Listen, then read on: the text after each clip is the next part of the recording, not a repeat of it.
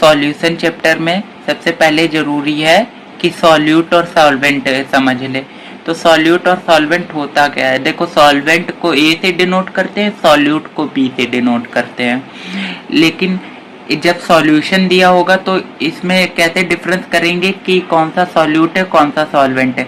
इसका सबसे अच्छा तरीका यही है कि जैसे एक कंटेनर है, उसमें 10% ग्लूकोज है, 90% वाटर है, तो जो ज़्यादा क्वांटिटी में होता है वो हमेशा सॉल्वेंट होता है और जो कम क्वांटिटी में होता है वो सॉल्यूट होता है।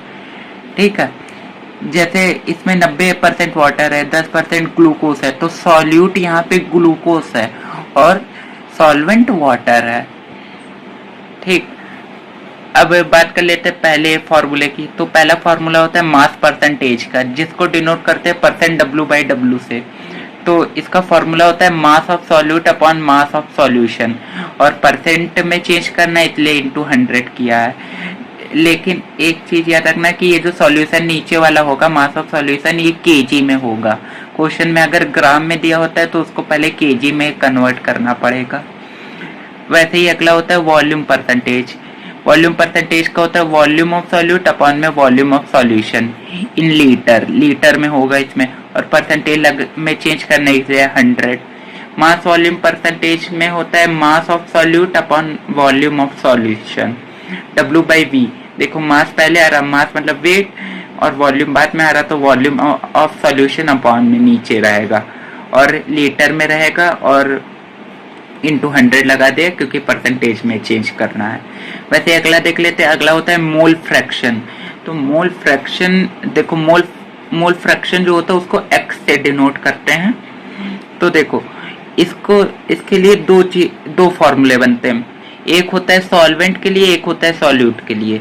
तो जब सॉल्वेंट की रिस्पेक्ट में निकालते हैं मोल फ्रैक्शन, तो फॉर्मूला क्या होता है, XA = Na upon Na plus NB। ये स्मॉल n क्या है, ये मोल्स है, नंबर ऑफ मोल्स, मतलब क्या, number of moles of solvent upon total number of moles of solution.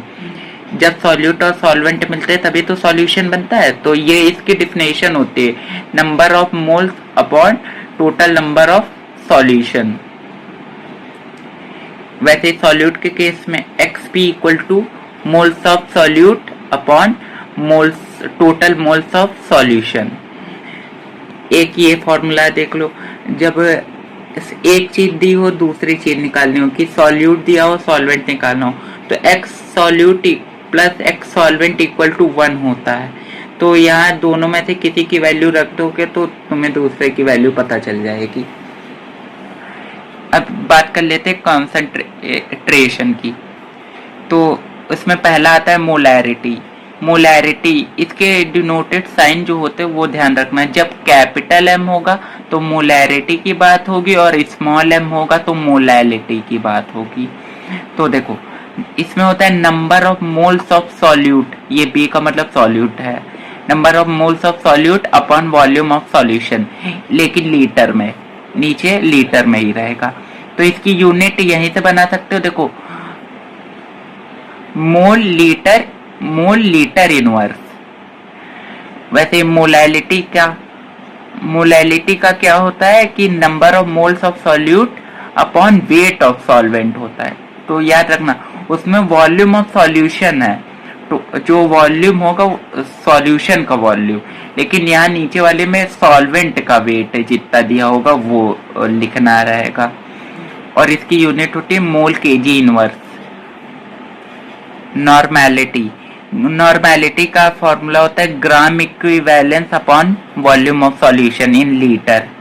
Normality का एक और फॉर्मूला होता है, नॉर्मेलिटी का एक और फॉर्मूला जो होता है वो होता है molarity into n factor, ppm का मतलब होता है पार्ट्स पर मिलियन। तो पार्ट्स पर मिलियन का वही चीज होती है जो W/W परसेंटेज की होती है, जैसे mass of solute upon mass of solution, लेकिन ppm पार्ट्स पर मिलियन, m का मतलब मिलियन है और b का मतलब बिलियन होगा।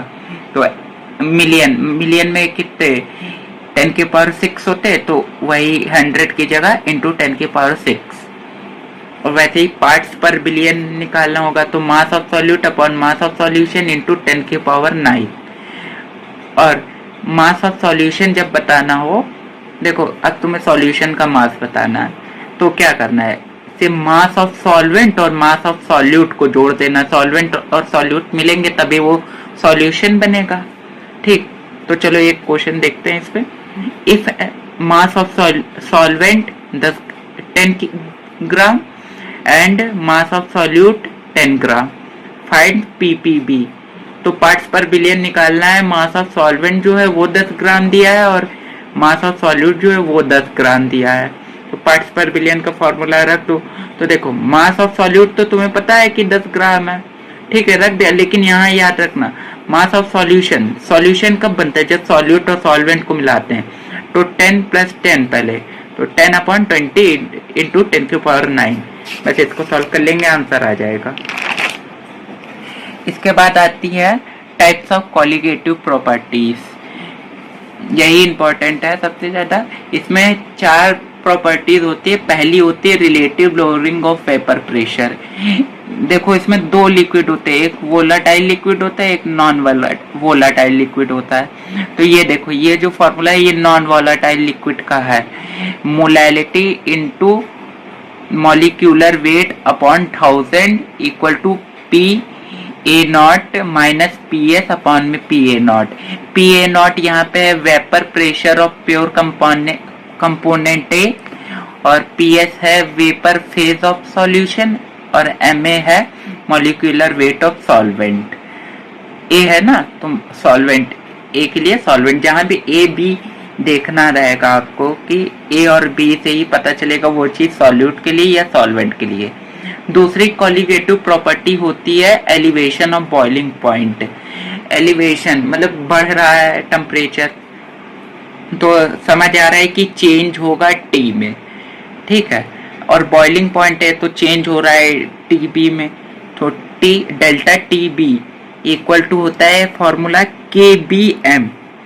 अब देखो इस KB को कई चीजें बोलते हैं। मोलार एलिवेशन कांस्टेंट भी इसी को बोलते हैं, एब्ल्यूस्कोपिक कांस्टेंट भी इसी को बोलते हैं, elevation of boiling point constant भी इसी को बोलते हैं, और M मोलैलिटी होता है। ये जो वैल्यू दी हुई है ये जो KB है मोलार एलिवेशन कांस्टेंट, ये वैल्यू इसकी ही दी हुई है KB की। लेकिन जब वाटर दिया होगा, जब वाटर क्वेश्चन में दिया होगा तभी KB की जगह ये वैल्यू रखेंगे।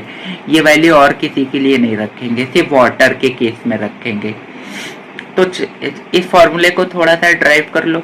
जैसे delta TB equal to KBM है, मोलैलिटी के बारे में जानते हो, moles of solute upon weight of solvent होता है। तो del TB equal to KB moles of solute upon weight of solvent, ठीक, और kg में रहता है वेट ऑफ सॉल्वेंट। फिर अगली लाइन एक और बढ़ाओ, delta TB equal to KB, वैसे ही मोल्स ऑफ सॉल्यूट के बारे में जानते हैं। मोल्स कैसे निकालते हैं, वेट अपॉन मॉलिक्यूलर वेट होता है। तो देखो wait upon molecular wait solute के रिस्पेक्ट में, वेट अपॉन मॉलिक्यूलर वेट 1000 इसलिए किया है क्योंकि यहाँ से kg को हटाना था। kg जब हटाएंगे तो ये अपॉन मतलब 1000 से डिवाइड देना पड़ता है, 1000 ऊपर जाएगा। तो 1000 अपॉन WA मतलब वही वेट ऑफ सॉल्वेंट, ठीक है। अगला देख लेते हैं डिप्रेशन इन फ्रीजिंग पॉइंट। तो डिप्रेशन इन फ्रीजिंग पॉइंट क्या होता है, डेल TF। फ्रीजिंग पॉइंट को डेल TF से डिनोट करते हैं। KF मोलार डिप्रेशन कांस्टेंट होता है जिसकी वैल्यू 1.86 kg पर मोल होती है, ठीक है। और ये वैल्यू मतलब किसी केस के लिए है ऐसा नहीं है, ये वैल्यू होती ही है KF की, ठीक। तो डेल TF KF को वैसे ही लिख दीजिए, मोलैलिटी को फिर से खोल लीजिए, moles of solute upon weight of solvent, del TF equal to molar depression constant, NB को खोल लीजिए, weight upon molecular weight into 1000 upon weight of solvent. ये हो गया फ्रीजिंग पॉइंट के लिए फॉर्मूला। देखो फॉर्मूला यहीं से तुम्हें ड्राइव कर लेना चाहिए, करना आना चाहिए क्योंकि ये फॉर्मूला याद रखोगे तो कई बार भूलने का चांस है, लेकिन ये फॉर्मूला याद रखो तो भूलने का चांस है ही नहीं। इसके जरिए तुम बाकी निकाल सकते हो, और मोलैलिटी का फॉर्मूला भी इसके दिमाग में बैठ जाता है। अगला और आखिरी होता है ऑस्मोसिस। तो ऑस्मोसिस को ऑस्मोटिक प्रेशर भी कह लो। तो पाई, उसको पाई से डिनोट करते हैं, बहुत जगह पी से अलग अलग चीज़ों से डिनोट करते हैं, मैं पाई से डिनोट कर रहा हूँ। तो pi equal to CRT। C होता है कंसंट्रेशन, R होता है यूनिवर्सल गैस कांस्टेंट, और T होता है टेम्परेचर। C ये जो कंसंट्रेशन है, कंसंट्रेशन मोलैलिटी और नॉर्मेलिटी कुछ भी हो सकती है। और R जो यूनिवर्सल गैस कांस्टेंट होता है, उसकी वैल्यू कई प्रकार की होती है, जैसे वो क्वेश्चन में ज्यादातर दी रहती है। यूपी बोर्ड में तो मैंने देखा है कि क्वेश्चन में अभी तक एग्जाम टाइम में जितने क्वेश्चन देखे उन सब में वैल्यू दी हुई थी।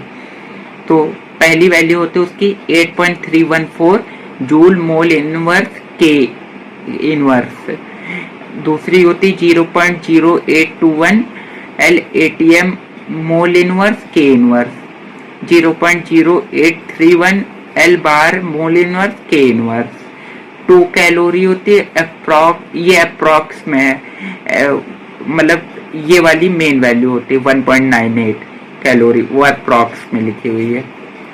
तो पाई इक्वल टू, अब देखो कंसंट्रेशन की जगह 1 मिनट के लिए हम लोग मोलैरिटी रख लेते हैं कि फॉर्मूला कुछ बन जाए। तो देखो moles of solute upon volume of solution होता है लीटर में। तो देखो moles of solute upon volume of solution, gas constant को वैसे ही छोड़ा इनटू T। अब यहाँ लीटर लिख लेते, वरना ऊपर 1000 कर लेना, ठीक है, मैंने लिखा नहीं है तो यहाँ लीटर लिख देते हैं, चेंज करेंगे तो वो कर लेंगे। तो ये मेन फॉर्मूला निकल के आ जाता है ऑस्मोटिक प्रेशर का। तो बस इतने ही फॉर्मूले होते हैं पूरे में, बाकी जो राउट्स लॉ और हेनरीज लॉ ये सब है वो सब किसी और वीडियो में देख लेंगे।